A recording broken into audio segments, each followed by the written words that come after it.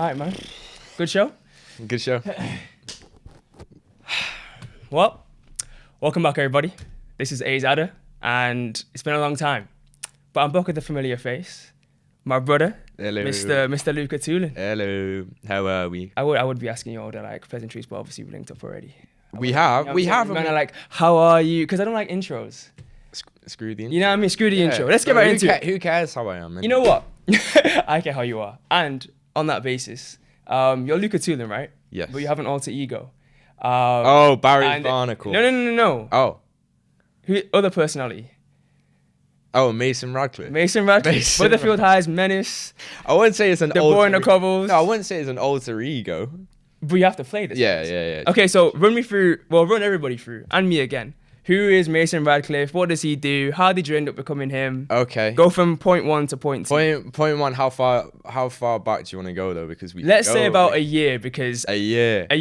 Well, that's crazy because even in Snap Memories, I'm pretty sure it was a year ago last week. We were running the first pod. Yeah. And you said, do you remember the quote? I do because I sent it to you. Yeah. We just insert. I forgot what the fuck I said. Nah, you said something along the lines of, I won't be able to quote it entirely properly, but you said, the idea that I won't get regular work is not an option. And then you fast forward 12 months later, Mason Radcliffe is just in case y'all don't know, Mason Radcliffe is a character on Coronation Street, played by the magnificent Luca Tulin. That's very kind of you. No, but bro, on a serious note, obviously you're talking about the fact you spoke about it a year ago. Yes. People like to throw this word, you've manifested this. Yeah. Yeah, and this time it's definitely true. I guess you could say I manifested it. It's an interesting thing, manifestation. I don't know. I'm on the fence with it, but you did it though. I spoke. You not think? I've spoken to existence. Yeah. Something, and it's occurred. I mean, I showed you my notes as well. You see what I'm saying? Yeah. That's bear in crazy. mind, this guy has a note that says. I can pull up. I can literally. Pull it up, and then put it towards the camera because it's a close up. That's more crazy to me, and it does make because it's so specific. Yeah, it's so specific. It's talking about. I don't remember the exact words, but it's talking about I'm gonna be on Coronation Street. Yeah, like a year ago. Exactly. Which is insane.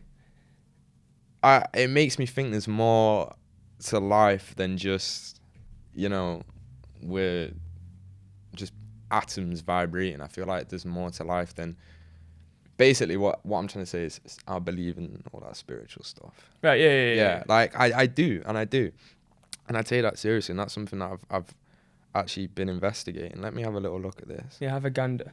Because like I was saying, bro, the fact that you really made it happen is something to think about. Thank you, bro. I appreciate that. No, seriously. And obviously, we always talk about, hard work, all this stuff. Wait, yeah. You found it? It is here, but you can't see the date on it. Oh, 1st of December, 2022. Hold on. Now it just looks like I've changed it. Right. I can't show you the rest. Right. Wait, can I do this? See if it even comes up. I don't know. We'll probably... Wait. That's way too small. Yeah. Anyway.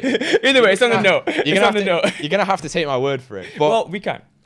It's interesting, that, isn't it? You've always been watching Corrie, no? I have. I've watched it from a young age. And that's what I read, even though I know you, it's weird to say it, but I still read all your interviews. Yeah. On the ITVX interview. Yeah. Which is obviously how I've been watching it. Shout out to ITVX. Yeah. You said about your grandma, you actually rang her and she was in disbelief. So, and obviously your dad as well. So the day I got the role, my dog, so my mum rang me up at my dad's house. My mum rings me up, she's in tears, and she's like, oh my God, Macho, our dog at the time, we're gonna have to put him down. And I'm a big dog guy. Yeah. So and people at home that are dog people will understand what it means when someone says your dog's died. It's devastating. Anyway. Yeah. Remember absolutely ragging it to the vets because they're putting the dog down. He's literally on the brink of death. Put him down, and I was just distraught for the whole day and in tears. Anyway, go off to the pub with a few of the Ambrose lads, just trying, Yeah, brighten up. Brighten up the day after like a charity match or something, and I get the call whilst I'm with all the Ambrose boys. Yeah. And I go off into the garden, it was a pub beer garden. I go off and I take the call. And it's like an unknown number. And I'm like, what is this? Bro, I've been waiting for a whole week. Yeah, for the verdict. Like I genuinely thought if by Friday they haven't told me, then you think it's an L. It's wraps. Yeah.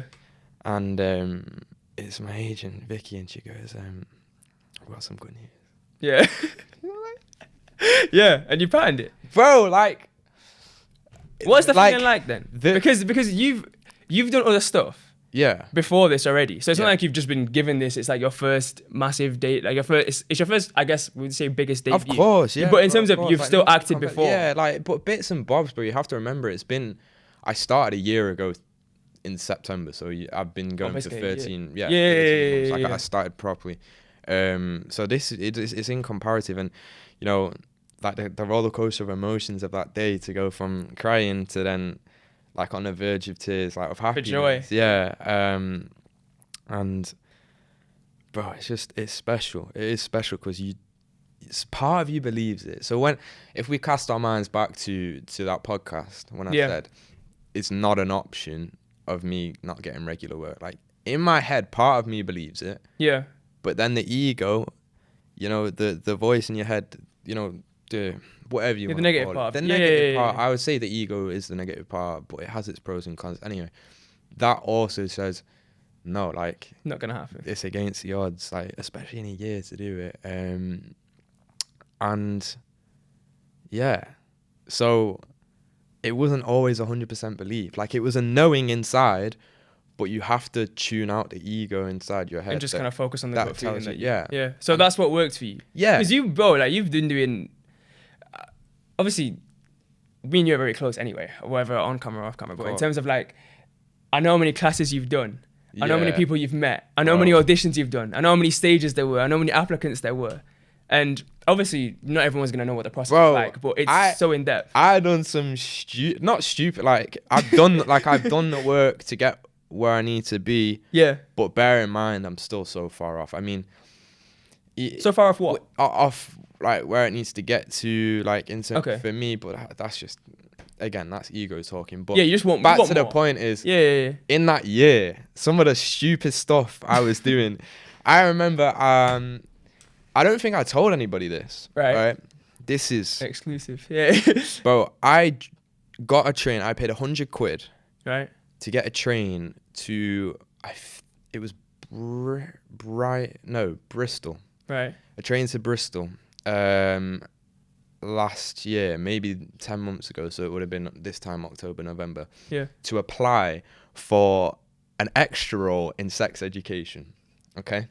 Oh, I don't know. An extra role. So I paid £100 return ticket. Yeah. I arrive, there's a huge queue, okay? Right. Massive queue. I get there and I'm like, right, okay, well, you know, it'll be good for me to see what it's like on a set and like learn. Yeah, some experience. Of course, yeah. As to how it all works. Of course. Anyway, I'm queuing up. It's a massive queue. It snakes around the thing. I'm queuing up for an hour. 2 hours passes. 3 hours passes. You're chatting shit. I think it was about the 3 hour mark. I've maybe gone round a block, right? Anyway, a lady comes out. She's like, I'm so sorry, guys, but there's...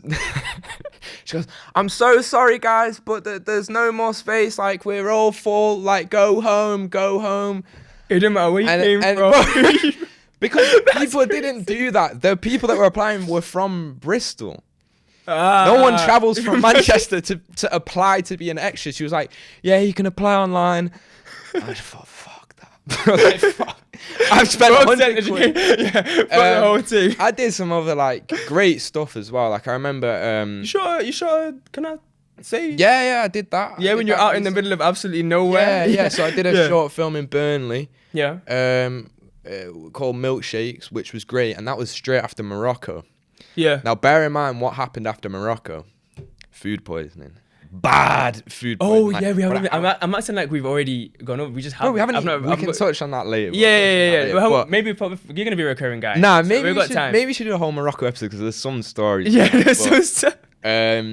we get back. Obviously, I was dead, bro. Like the most ill I've ever been. You were very throwing up. yeah. And But the thing is, you had the thing the next day. I had the film the next day, and I felt crap, and I didn't sleep all night, but I thought I confirm it. Anyway, I drove maybe 2 hours, 3 hours up north, somewhere like Burnley or something, to this diner, and it was set in a diner. This short film. Yeah. And I get there, it's great. Like, I'm feeling ropey, but I'm okay. Anyway, shoot the first take, thinking, all right, okay, this is all right. Really nervous, bear in mind. Yeah, of course. My first like proper short film. And then like maybe half an hour in, we go on to the next, like, sort of the way it's shot. They go into the next shot, so they go into the tighter angle. Okay. So we're on to the next pass, is what they call it. Anyway, okay. I start feeling horrible, bro. Right. Horrible. And I just remember I went, guys, can I just take 1 second? Like, all over the bathroom. I had to run to the bathroom, projectile vomiting. I start shaking. My body had just had this weird sort of instant reaction. Fuck. Yeah.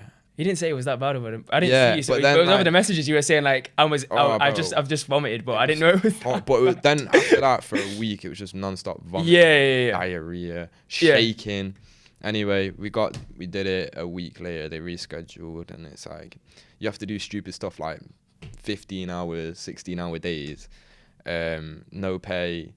Like, but wait, what? So, because they're on a schedule, they can only have this diner for a set period of time. They have to film it in however many days. That's just standard procedure for like a lot of actors. Anyway, right.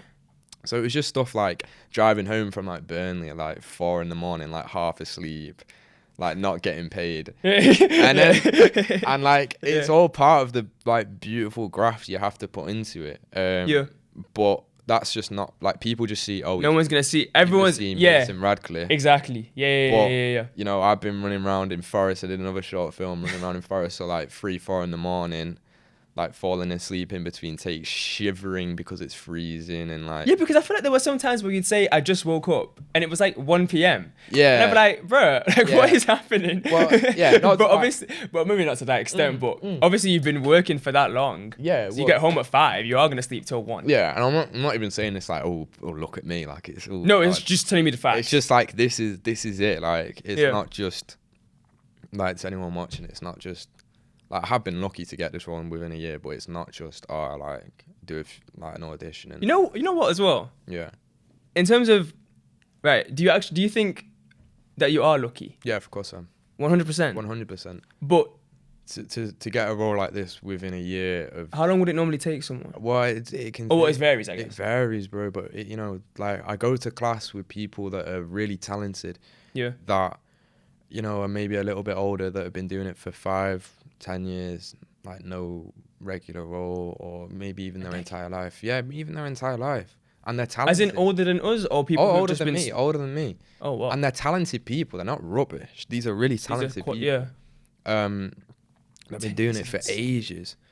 And yeah, that's just why I'm so grateful to Corey for giving me the chance to like live out my dream. And like, and the way they've treated me is amazing. Yeah, because I wonder, obviously, my only experience of Coronation Street is, well, it's pretty minimal. Pre you getting on the show, I would have seen maybe like bits here and there or whatever. And obviously the only thing I know about it other than that is that it's pretty old. Like, the first episode was in 1960, I think I saw. Right, yeah. This is a very long it might be the oldest British kind of type drama, compared to EastEnders and all that stuff. Yeah, you're part of something which is way bigger than you. Of course. Hence why your grandma would have been. Yeah, my grandma. Is she an avid watcher? She is, yeah, she is. And she thought I was joking when I first said it, but she knows you act. Yeah, she does, but like. But the fact you're on Corrie. Yeah, it's incredible. She didn't think I was being serious, and that's always something that I've wanted to achieve. I literally have always said to myself, I want to get on Corrie because my grandma loves Corrie, and that's a really proud moment. But like, what a dream! Like, the way they've treated me, the learning process, the producers, the crew, the cast, like. Yeah, you're very close. I'm not even blowing hot smoke, like. Like, I didn't expect it to be this great, and close to the people. Yeah, close to the people, but just so warm and inviting, and you don't know, it's like showbiz. You don't know how. That's what I'm saying, because I don't know. Obviously, you're not the extra in sex education, where probably if you didn't do one thing wrong, if you like tripped over, they'd be like, you're fired. You know what I mean? Obviously, you're not. The role is not that minor. Yeah. But the fact that they've treated you so well is still a bit of a surprise to me. Yeah. Not to say that I would expect Corey to do badly, but Yeah. when these shows are so massive, and I was watching it earlier today just to get a bit of a refresher of what's actually going on, especially with you, obviously, and your arc. Horrible villainous arc, but in terms of that, it's like there are so many characters. Yeah. So it must be interesting to see how they look after everybody, and I assume everyone feels the same way that It's you a do. huge cast. Like, But it's a huge place where they're filming at. Oh yeah. I go past it, like if I'm going to the travel Yeah. centre, like I just see Coronation Street, and it's a massive. Like this massive operation, like way bigger than you'd ever think, and it's at the start it was daunting, bro. I was so scared. Is it really that big? Like I might have just to big like in terms of the scale, like cast and scale. Oh, okay, and yeah. That's what intimidated me. Yeah. But then when you get to know people, it's like, but yeah. In terms of Mason Radcliffe, then, Yeah. you like a certain type of character in terms of like ones you want to play. You know, I wouldn't say that you are going to do the same one all the time, because then that's when you become typecasted. Yeah. And you don't want that. But you know how to play a villain, or you like it. No? It's always way more fun to Right, exactly. Like, Okay, right. Always So you way enjoy more. playing the villain? Yes. Is that maybe why you went for that specific role? Were there other roles? But in I'd Coronation take Street? any role. You would take any. You would take any Bro, role. I went for because I don't know how many things are available. I went for 2 roles before I landed in Corrie. I went for 2 roles. Oh, you've already applied there before. Yeah. Oh my! I went for 2 roles, and I didn't get them. You know, I'm guessing you're not allowed to say what they were. Probably. So, because I assume they're characters who have already been casted now. Yeah, but they've been and gone. Oh, mad! Yeah. And you're still staying. Yeah. And you're out here inflicting pain on people's lives, giving people asthma attacks. I wouldn't spoil the whole thing, because if you know him anyway, you'll like people that we know, both of us. Yeah. They'll obviously have seen it. I can be motivated to go see it. That clip like went super viral on TikTok. There was a clip of me. There's a clip of me pressuring Liam. What, to vape? Liam to vape. Yeah, I've seen it. You just get it out of your Liam like the character, pocket. not Liam. Yeah. Bro, what's it like acting and doing that? it's good, but that was one of the first scenes I ever recorded. So yeah, I remember you saying you feel like you were a bit bro, like rustier at that time. yeah, not rusty, just intimidated, bro. It's scary. It's scary, and like nothing. I couldn't have prepared for any differently. It's experience. It's like you go into a new job, you learn only through experience. It's like You just have to do it. the way you learn to act is only through experience. You can't. You can read as many textbooks as you like, but before there's a whole crew in front of you, before there's a whole, and you know it's on TV, nothing I could have done could have prepared me. So it's a learning curve. But that curve, you think that curve is going a lot more Yeah, exponential kind of growth type kind of thing. Of course, yeah, of course. You're learning all the time. It's great. And your mindset shifts. Like, oh, between you starting and between you now. Yeah, massive. Because you've only how long have you been? Because I know how the show. I know you shoot things. Yeah. But how long have you actually been on Corrie then? In terms of like with the company. On the Not on the television, but as in, like assigned. End of July. So okay, so you've been there for what? So August, September, October. Yeah. 3 months. Yeah. So even in that time, you say you see a mindset shift. Big time, because you have a lot of time to reflect, and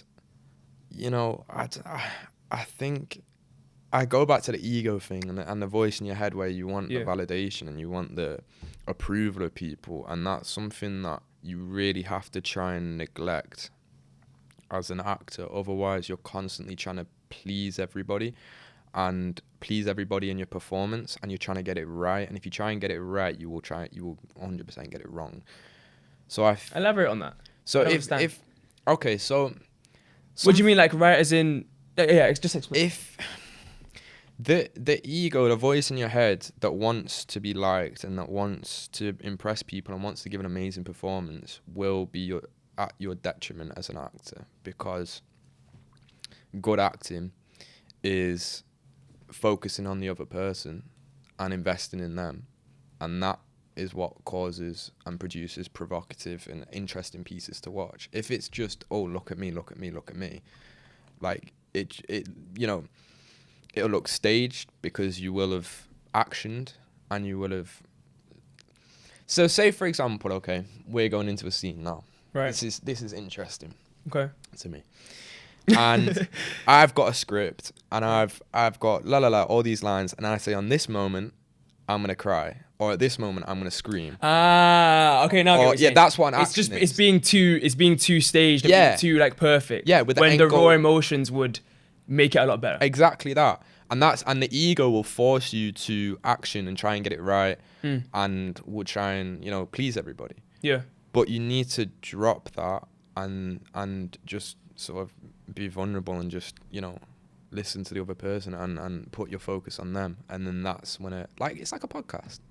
Well, yeah, I have to make sure I'm listening to you. Yeah. And if I'm not, then, well, first of all, you'll know, which is bad. And secondly, everybody will know. Yeah. And if I'm not listening to you and bouncing off you in the right way, it's going to come across as, well, shit. Yeah. So I guess it makes sense in acting as well, even though obviously right now we're not acting. Yeah. But well, we are in a way, aren't we? But it'd feel no, acting, because everyone acts. Everyone acts in the day to day. We're all actors. You know what I mean? You know what I mean? what, you mean like putting on a little bit of a... Nah, we all have different personalities. We all have different, like... Oh, yeah, in terms of like, different people. Yeah. Yeah. Like, Can bring out a different side of yourself. Of course, to different of people. course. Okay, yeah. I thought you meant like whatever. Like, But it's great, interesting, bro. It's so like the human mind interests me so much. So it is. much. I think over the past, I'd say since summer at least, which I'll probably have to get into in a different episode. Just that's what I'm going to say about it. But since summer at least, psychology has been probably the main thing that I've been reading and listening about. Really? Yeah. I'll show you a guy, or I'll show you a book by a guy called Rory Sutherland, who talks about the way people work. So there was this he has this example. If you're a customer, you're paying for electric, and like you're paying your electric bill, for example, or your central heating. I've forgotten the name of the company. British Gas. Yeah. Right. It might not be British Gas who do it, but example. Okay.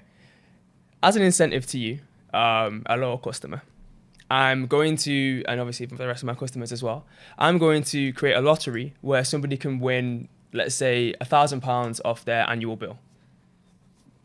You'd want to enter that. Yeah, of course. Right. So, cool. We've completed this lottery. Let's say 150,000 people got off their asses and responded to an email or posted whatever. Cool. Posted saying yes to being involved in the lottery.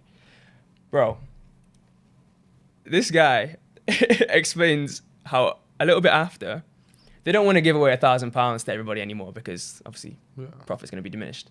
So they do this thing where you can enter a draw to win the mascot, like the kind of the branding. So I think British Gas have it might be Utility Warehouse. There was one thing where they had an animal, like an animated animal, that was part of their kind of advertising process.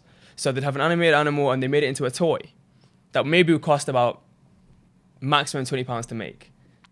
Tell me why, the way he explains it is that how the situation has gone, is that loads more people, maybe a couple 100,000 more people, have signed up for the £20 toy.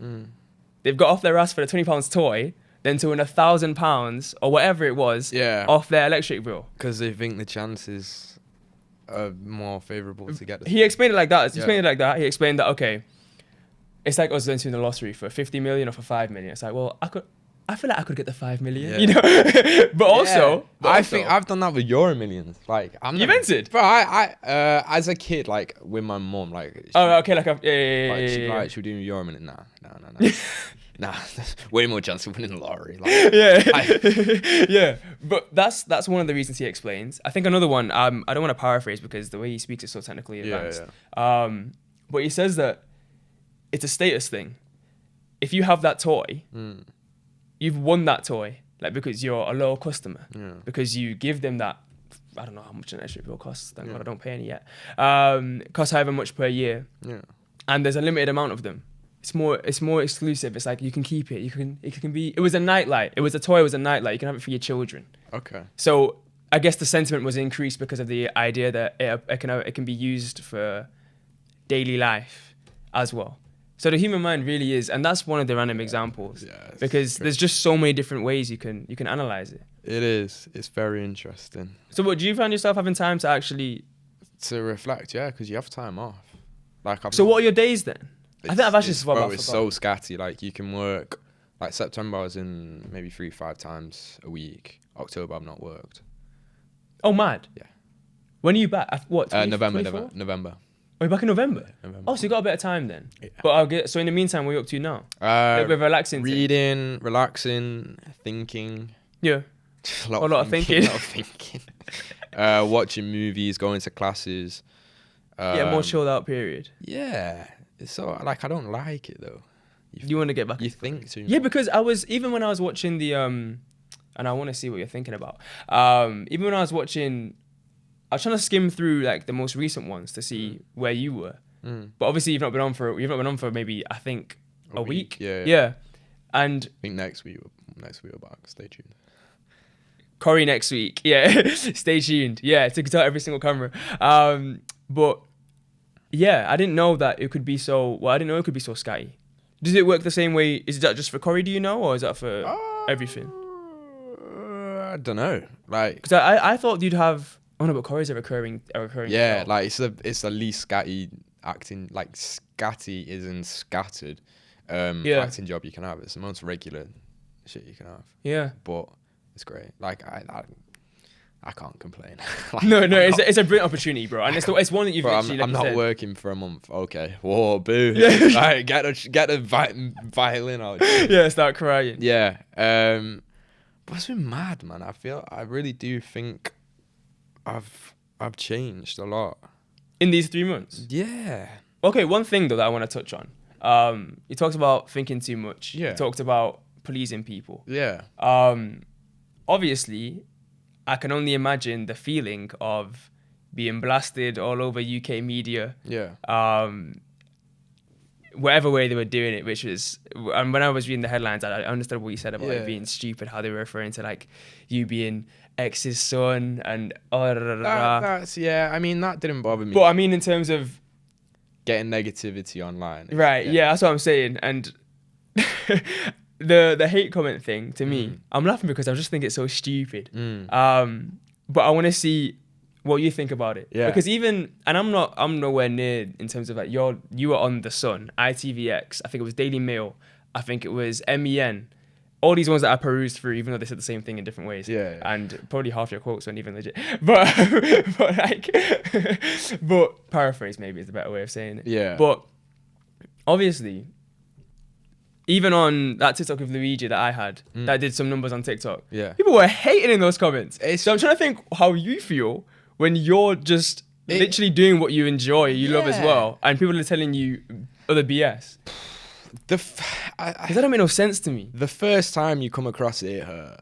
Yeah. Like, it did hurt because it's a new sensation. Like, it's a new thing. Like, thousands of strangers commenting, like, and some of them were nice, but some of them weren't. And like, when you see a lot of people you don't know. Yeah, like, but I don't even know this guy. This is like, who the fuck is this guy? This is Gerald from Edinburgh. Yeah. He's talking smack.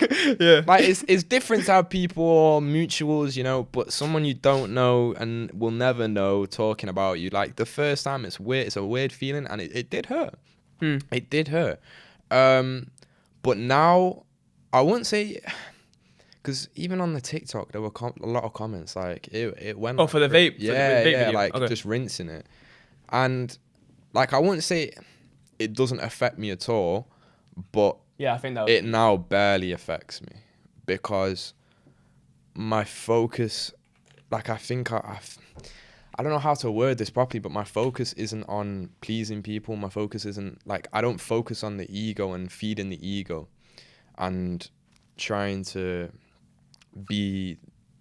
present people's perfect image. Present the best image.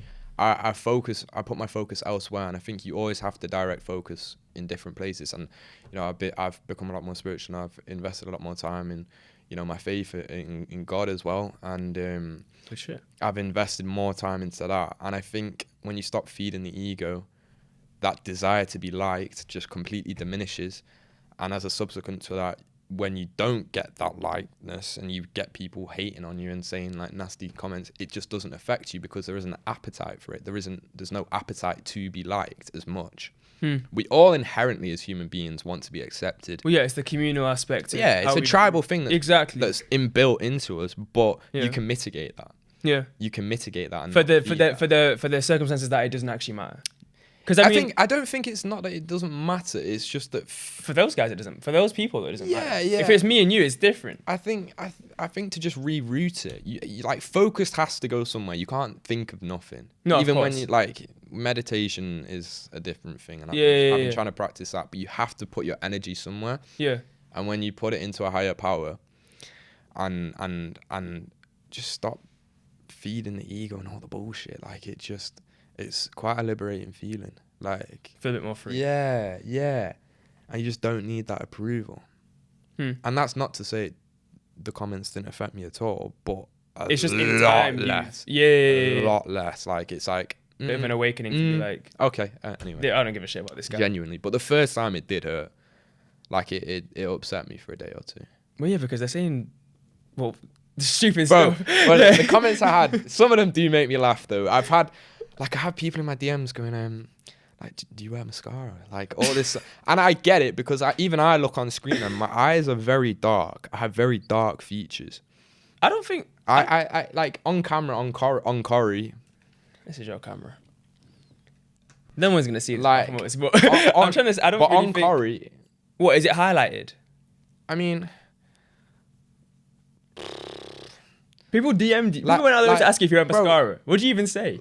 you get weird DMs. Would you even say that? You don't reply to you don't reply to that stuff. Like, but you like some of that made me laugh.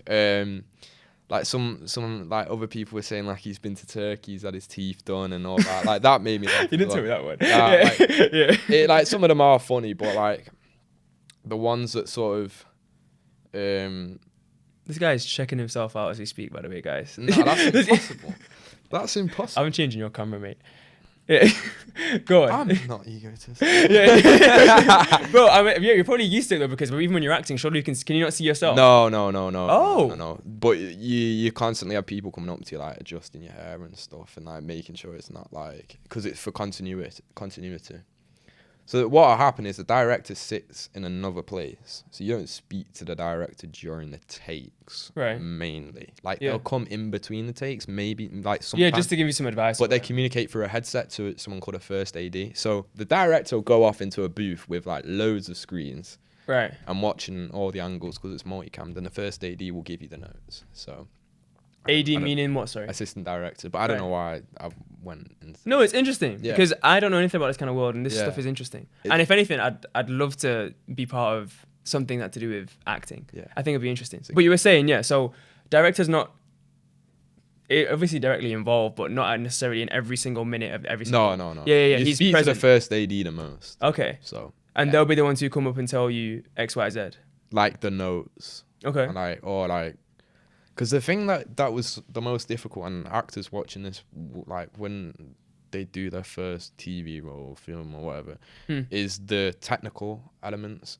So you must know a lot about production. Yeah, massively. Like hitting your mark at this point and looking at this point and saying the line this way and then looking this way and catching that eye line and making like there's a lot of stop right there, because I don't know what a mark is. A mark is just somewhere where you have to hit, like you have to walk. Is that where the little X thing marks on the it's not an X, it's usually like a line of tape or a sausage. Right, okay. They call them sausage rings, and but you have to walk there because obviously this is part of it. Like stacking. So if like I'm in front of your shot and like the camera, so just like little technical things, and like to try and be truthful and then also do the technical is like because that can, even aside from the actual acting itself, like you explained before about how you don't want it to feel like it's staged. Yeah. Obviously, if you're hypersensitive in your mind to where you need to be, that's going to come across as well. Yeah, because it's a skill. Like if you're in your head thinking you've got to look this way and catch that. And like, it's not all the time. Like sometimes you can just have. No, but it's scenes where like if you have an interaction moving, like if yeah, you're walking somewhere with what's your Liam and Charlie. Liam and Charlie, Yeah. right? R.I.P. Charlie. He almost had asthma. He had an asthma attack. But with Liam, because those are the scenes those are that's who I'm seeing you most frequently with. Yeah. Whether it was in the pub or when you were in his crib. Oh wait, is the pub scene been out? Yeah, where you're at the bus stop. Well, it's a couple of these. It's like you're at the bus stop, and his dad comes and tells you to run along. Sorry. I thought you were talking about another pub scene that just come in. No, I don't. It's the one where you're asking him where he said, "I guess we're gonna have to break in your traditional Indian voice." Yeah. And obviously, like I'm saying, I don't know what happens. Please don't. Yeah. But in terms of that, it's like obviously you were switching cameras. Yeah. And you'll be looking here, you'll be looking there. So I can only imagine how technical that actually is. It is. How hard is that do you find that easy now? No. Because that's really difficult, bro. Not really, because... How many cuts are you hearing on a tape? Cut! You know, I'm not this dickhead. Yeah. I have had a bit of that, to be honest. But I'm a newbie, and they know that, and they've been understanding. Yeah, it's patient. So it's like, patience. They're very patient. I'd be like, get the fuck off my set. Yeah, because, bro, I didn't know it was so... I'm not going to be stupid and say, I thought they were going to give you creative leeway. Yeah. I know you're in a written TV show. Yeah. But I thought I didn't think that something as minimal as a shot where you're looking at a camera just to look for a brief second, maybe even a moment. I didn't know it would be so important. But I guess it adds to the overall it all adds performance. Up, yeah. It all adds up. I don't know. It's interesting. It's like I don't know, it's just part of the trade, like it's part of your job. That's what you gotta do. You just gotta learn to... Do you get to watch other people's scenes as well? You don't typically, no. No, because I was thinking like, who are you gonna learn from? Well, that's the thing. I mean, Chris Gascoigne, who plays Peter Barlow, he's had maybe one or two conversations with me, and he's been great. He's been really good. Yeah. He gave me his number, and he recommended me this book, which I've been reading at the moment, which is amazing. Acting book, but it's acting and psychology. So I'll get that off you at the end of it. Yeah. Which has really impacted the way that I think and feel. Go on. Just what I was talking about, with the relationship with the voice in your head, the human condition. I don't know if you want to get into specifics. We can get into specifics. If you want to get into specifics. Well, yeah, I want to hear a little bit because I wish we had more time. Yeah. How long have we got? Probably like another 40. 40 odd. Oh, yeah, 40 odd minutes left. Yeah, we still got time. But the thing is, I also we still got. Like, I want to be able to have like part 2, 3, 4, 5, whatever. I'm not gonna have you on once and then be like, well, Luca's never coming on again. Yeah. You might be the biggest Hollywood star next 2 years, but you're not coming back. Yeah, nah.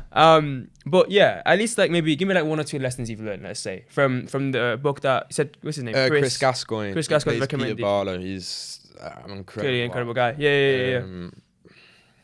Because you're talking about how it affects the way you think and feel. Obviously, what in terms of outside of the job? Yeah, no, outside and inside the job. Okay. It's really interesting. It's like a shift in perspective that you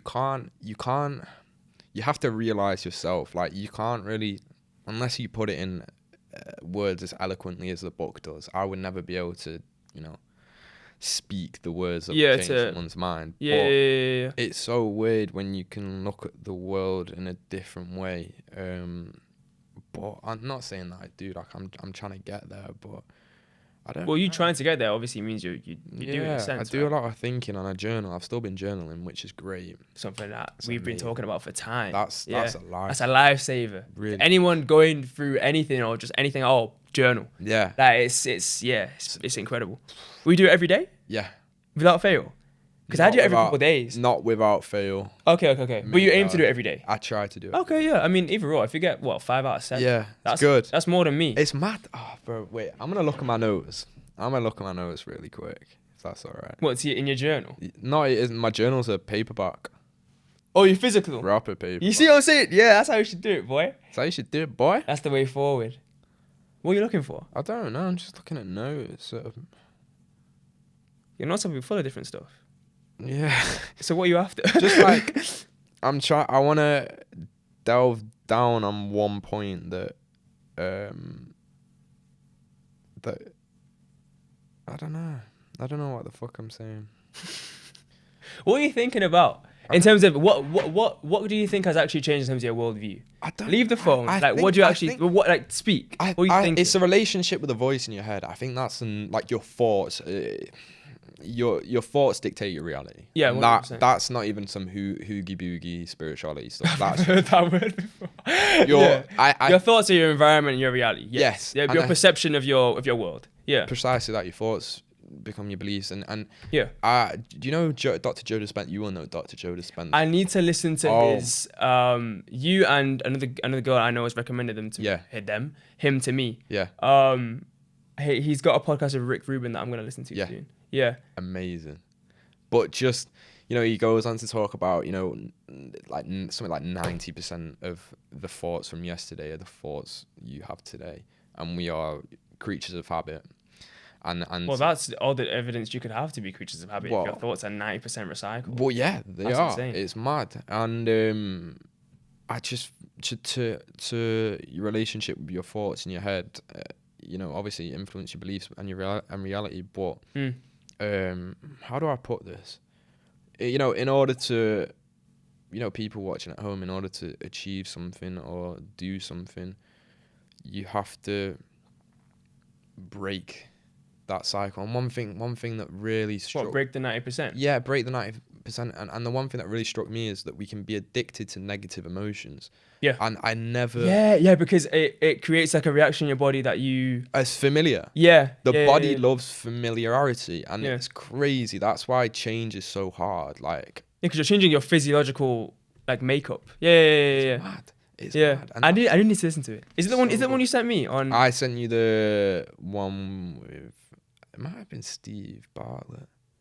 Anyway, any of his, like, he says roughly the same things. Okay, so I'll be able to get a grasp of what he's talking about. Yeah. Because he gets biological with it. He doesn't just talk about spirituality. He does, but he doesn't. But he talks about the central nervous system and how everything works, hormonal. That's why I love him, because he's not just spirituality. He's connecting the bridge between spirituality and science. Science, yeah. And he's measuring like quantifiable chemicals in the body. Before and after, changing people's thoughts and meditations and noticing a biological difference in the human. And he goes on to say how your thoughts can make you sick, your thoughts can heal you. And I think one thing we all do is underestimate the power of the mind. It's mind over matter.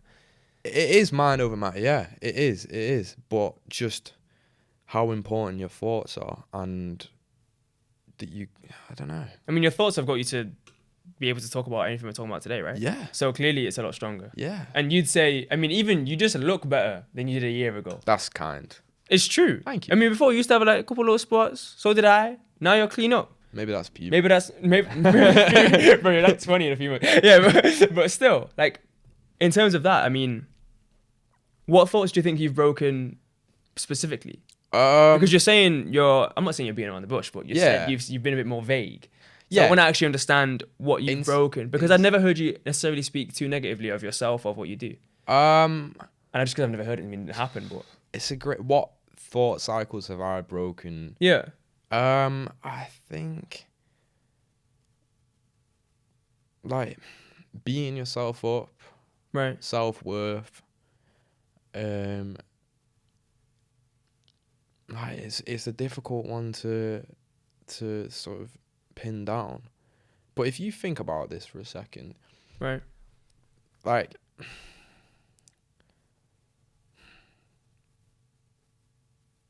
Suey. But I you said you broke self-worth. Yeah, self-worth. So I assume before you started this 1 year journey, you were a bit more pessimistic. Is that fair to say? Yeah, I say about it happening. Yeah, but obviously you've clearly broken that pessimism through doing all the acting classes, and then seeing yourself get better, and then getting the film, and then getting this role. It all tumbles, doesn't it? It all tumbles. I mean, you're a credit to that. To anyone who says, like, if someone said to you now, "Oh, a year's not enough time to make something happen," Yeah. what would you say back? I don't know, because I got really lucky.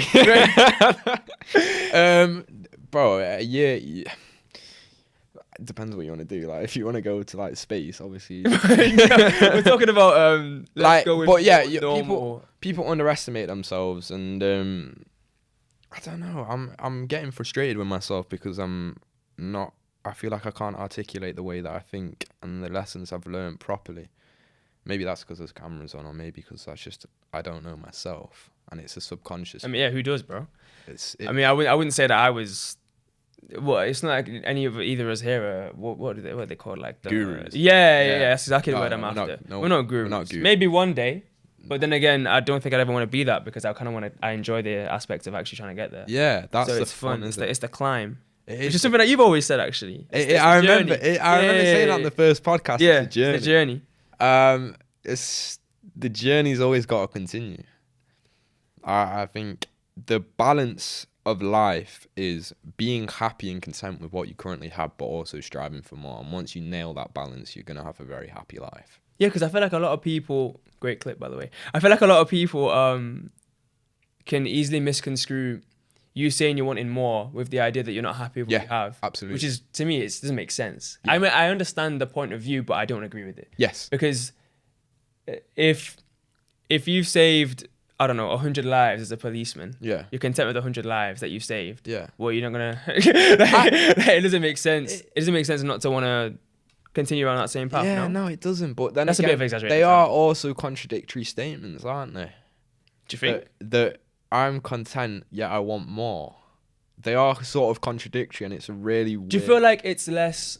It has to be taken less literally then? Yeah. Because you have to think about what the word more in the person's context and the person's mind actually means. Yeah, I agree. So if I ask you, okay, you've said now, yeah, the balance of life is to be happy and content with what you're doing, but to strive for more. Yeah. It's exactly what you just said. Yeah.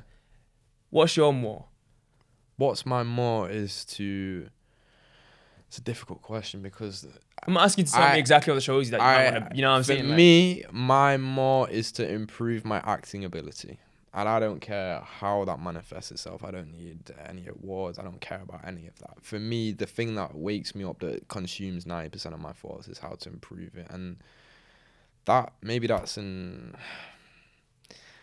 I don't know. Is that... Well, you can say that's like a detracting thought. Yeah, I don't... Why would it be? Are you up? Can you not? Okay, like, it's not like you're not able to sleep. No. Like sometimes, like it will keep me up at night. Like I will genuinely, I am obsessed. It's weird. Like Yeah, but bro, you see all them like podcasts that we've watched. Don't they always say you have to be? Yeah. I guess otherwise, I guess. Otherwise, you'll quit. Like if you just want to be on Corrie to get a few followers or get a blue tick, or you want to be on a celebrity or whatever, like you'll just quit, bro. Like you'll quit. Do you think your dad was the same when he was like on the come up, let's say? Yeah, I think. Because I assume he's probably a big influence for you. I think he was. I mean, I spoke to a girl who goes to my acting class, right. And long story short, her mum and my dad were friends, like years ago as kids. Small world. Anyway, they went on holiday. They went on holiday together, and she was telling me that my dad, was constantly talking about how he was going to be on the radio, and at night in the hotel he'd be doing like jingles and stuff. So like jingles like radio jingles. So like Mike Tuna. Oh right. Radio. Yeah, like that. Yeah. BBC. Yeah. So he'd be doing them, like that sort of radio stuff. Okay. I think it's the same thing. You have to have. How many years ago would this have been? Were you alive? No, bro, 4 years ago. He would have been like 15, 16. How old is he now? 50. Flip. Yeah. How long has he been on? I didn't know he'd been in the game that long. Been in the game a while, like 20 plus years. And obviously he would have been gassed when you called him and told him. Yeah, he was gassed. Because these articles said you were being like kind of superstitious, but you still called him first. I am superstitious because I won't tell people like I'm having an audition, so I didn't tell anybody. Yeah, I got to the final round. And the day is I'm driving into Corrie, going onto the set of Corrie. I didn't tell a single soul, and I thought, this is so fucking cool. Like I'm like, secret, yeah. Bro, I was like, this is so Batman. Like no one knows I'm going like. And then when I rang him, he was like, "What do you mean?" Like, yeah, because he has got not a clue. Yeah, bro, it was great. It's a great feeling. And Now you're out here like having interviews with him over. Was that for ITV? Yeah, that was weird, man. What do you mean? It's good weird though. Because I bet you feel like it's not reality. Yeah. Even though it literally you had to do this. You knew in your schedule. I'm doing this at 12 p.m. or whatever time it was. Like. So how do you feel? Like not as an imposter, but Yeah, at the start I did. But okay. Imposter syndrome is very normal though. I think. Yeah. Not I'm saying it's a bad thing. Yeah. But in terms of, has it?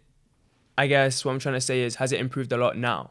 Because I guess even me reading the articles, I'm not involved in your acting or the interview whatsoever. But I'm reading it and I'm thinking, on my Mac, reading it, I'm thinking, I know this, bro. This is like, I've known this guy for like 5 years. Like, what the fuck? I have to read about my man. Yeah. As if I don't know him. Brazy.com. Yeah, it is brazy.com. And the coincidences, when I look back on it, the coincidences that like, or the times when, like, I always kind of like had a feeling like that, and there would be little things. Like I remember, actually, I don't know if I can say that because we can save that for later. Yeah, we can save it for later.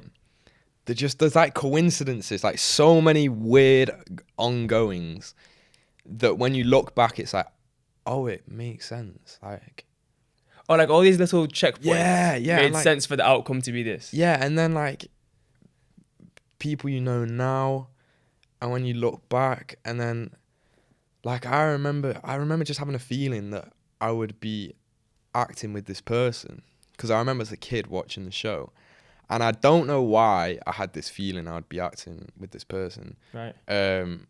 But I just had that feeling as a kid, and when I look back, it's like it goes like zoom.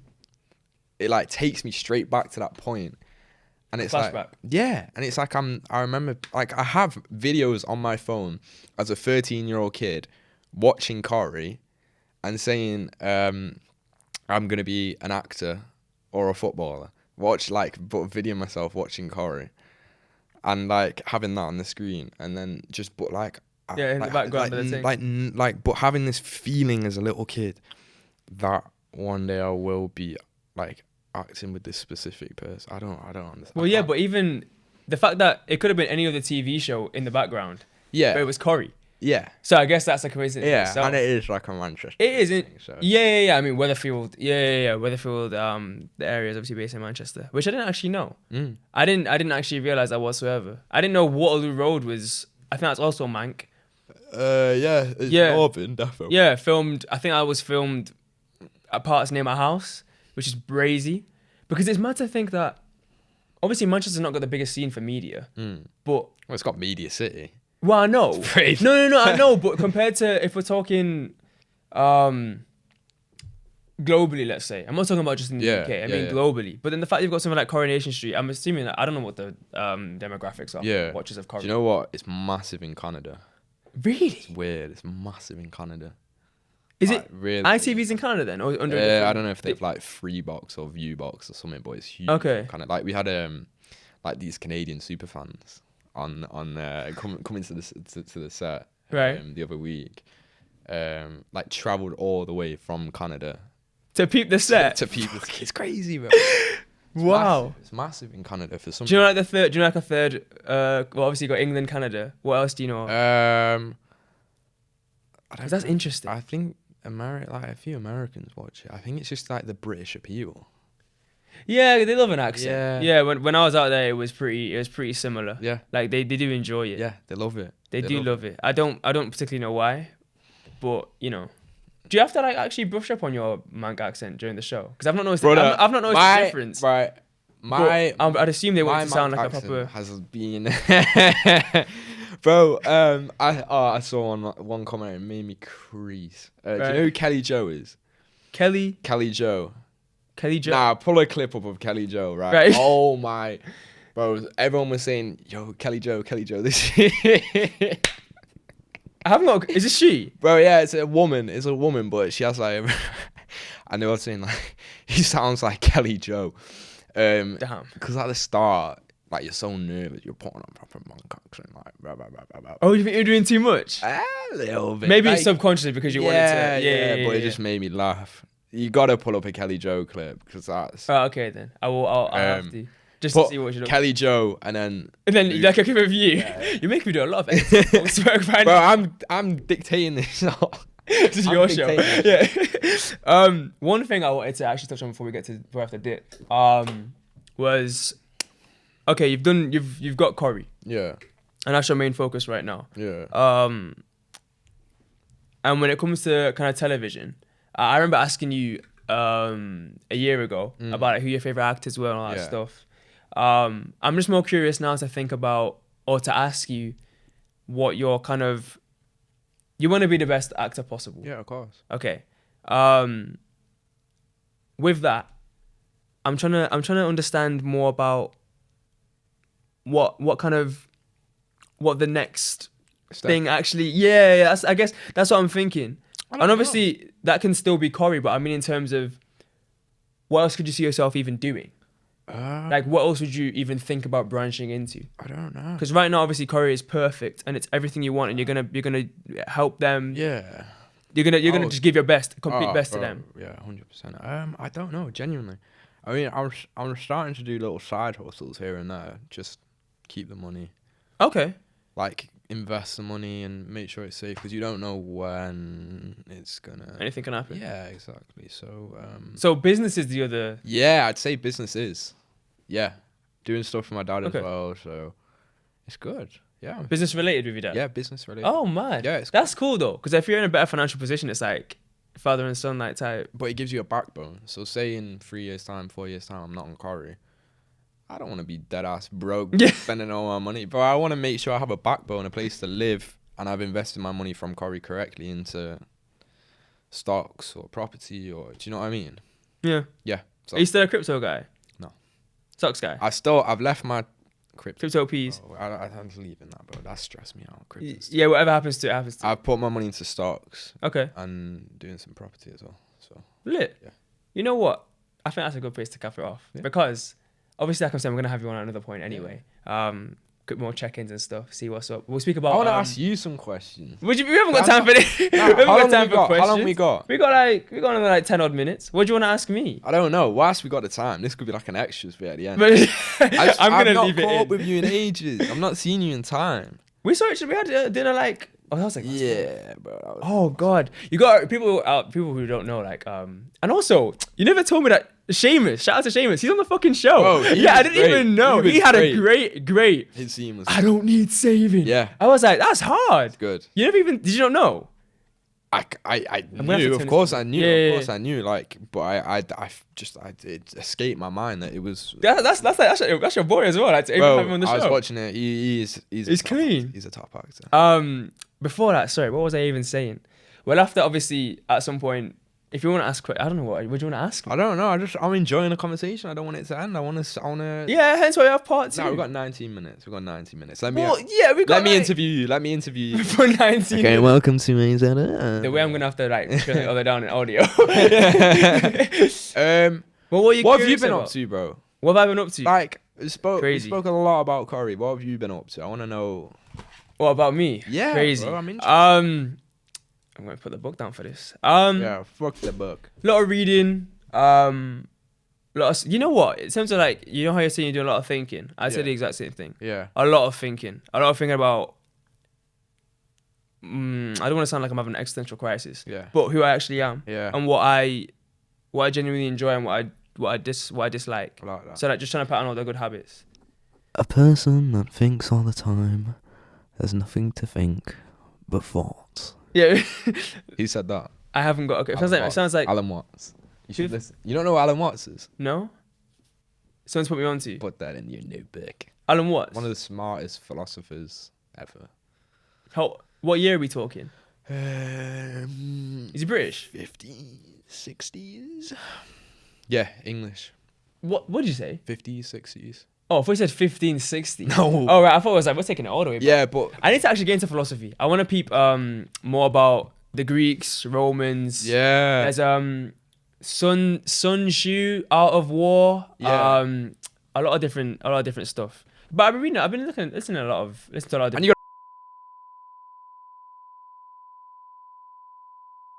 It's a good I time do. to be a Murray. It is a good time. It's a good time. It's an interesting time. Yeah, man. Yeah, a lot of reading, a lot of listening. I think I've listened. I don't know how many times I've said this, but I don't listen to as much music. So I listen to more podcasts. Yeah. I've probably listened to about 60 hours of podcasts in the past month and a bit. That's brazy, dog. Yeah, it's been I think I've got a lot of information here. Do you feel happy? Very much so. Yeah. I felt a lot happier than I probably ever did. I think after I went to America, Yeah. after we went to Morocco, which you guys will hear about soon, hopefully. Yeah, stay tuned and make sure you watch Corey next week. But yeah, since that, I think I really gained a better vision of where I want to be after, I guess, the youth is finished. It's More on that at a different time. it's quickly fading away, isn't it? Yeah, it is, mate. No, I'm only hard. No, I mean, I don't know, bro. I think I'm just a lot smarter than I was, which I'm grateful for. Yeah, you come across that way. Like, from the...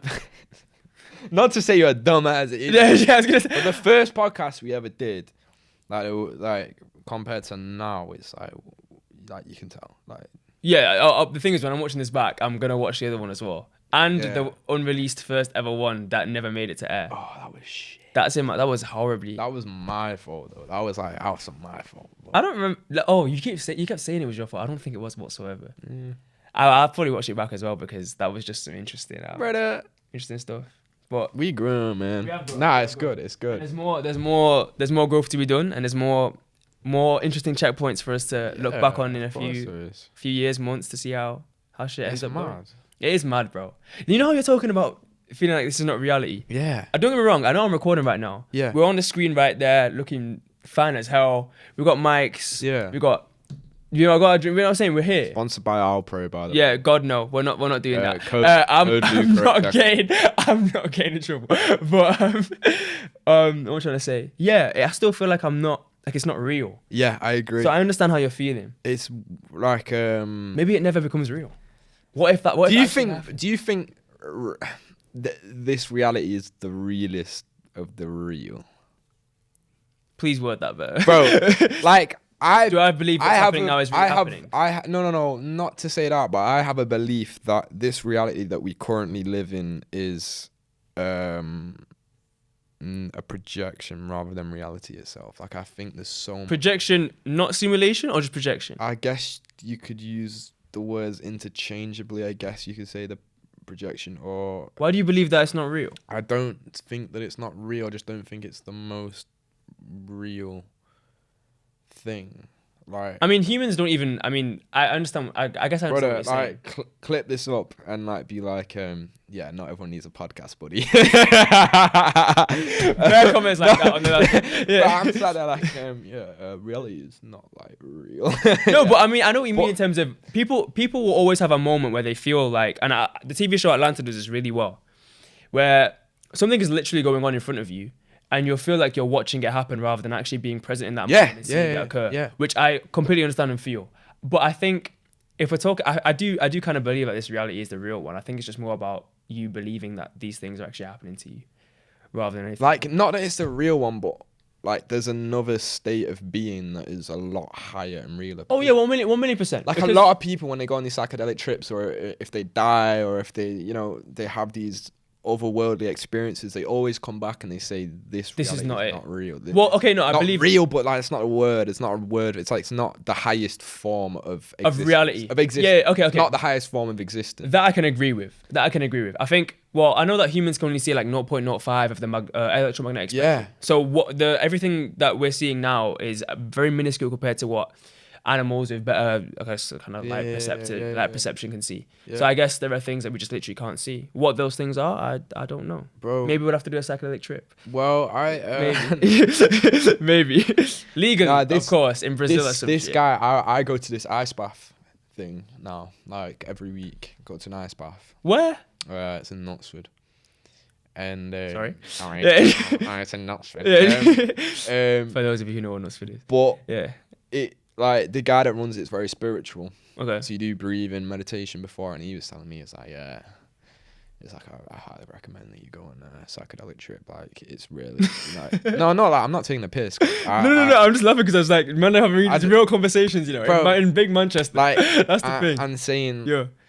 like that there's just stuff you can't, I don't know, Just can't visualize. you can't, like, Well, one thing there's that I was... energies around, fucking hell, but I sound like some fucking weird guy. No, but bro, I'm not gonna make it. I'm not gonna let you. I'm not gonna let Yeah, you go but out like like, that. I don't know what I believe, and I can't say definitely this is that, but I just get the inclination that there's more to it than what we believe and what we're exposed to. Well, yeah, I feel like even the more, I think if we just become more aware, because even the more that again, we're not those guys who are like, meditation, we can, you know what I mean? The ones who sound like, yeah, so dude, we're not them motherfuckers. But I will definitely say that the more I meditate and the more I think about who I was or what I was able to perceive before, I'm way more aware than I was now.